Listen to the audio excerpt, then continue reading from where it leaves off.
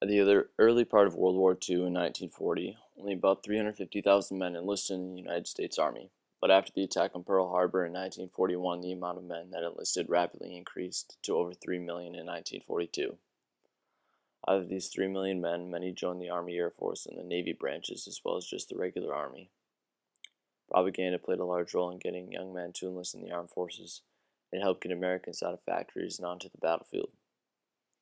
The Army, Air Force, and Naval Air Force combined were one of the most important branches of the United States military during World War II. Japanese fighter pilots were well known at this time as well.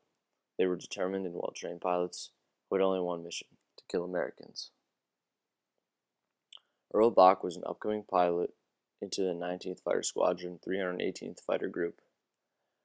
Pilot training occurred in different areas throughout the United States. The final place where testing and mission occurred was in Texas.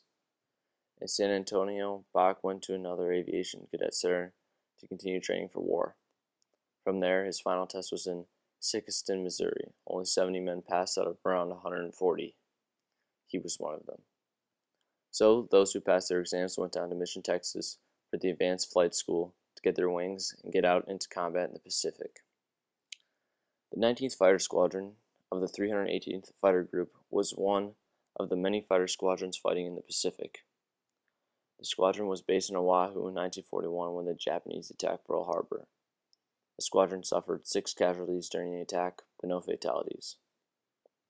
In 1943, after the Americans had declared war on Japan, the 19th was moved over to the USS Natoma Bay, a 512-foot aircraft carrier outfitted with a crew of around 900 officers and men.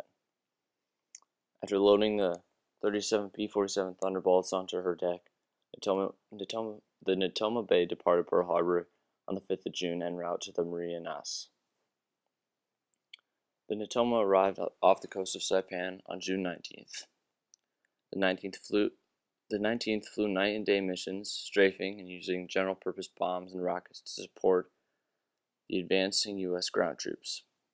Using homemade napalm bombs placed inside fuel tanks, the 19th helped U.S. forces successfully invade and capture Saipan, Tainan, and Guam Islands in 3 months.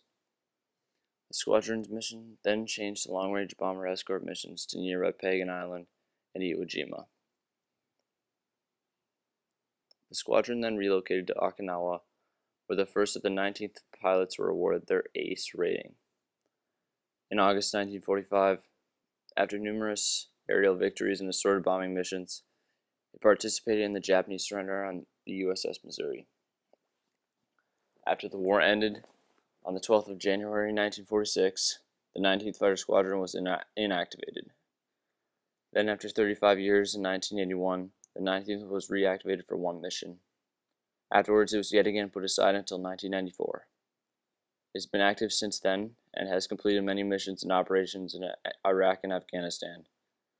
Today, they operate in F-22 Raptors, each costing around $150 million apiece. Though a lot has changed since the Second World War, the 19th has been one of the most successful squadrons in active duty in the history of aerial combat.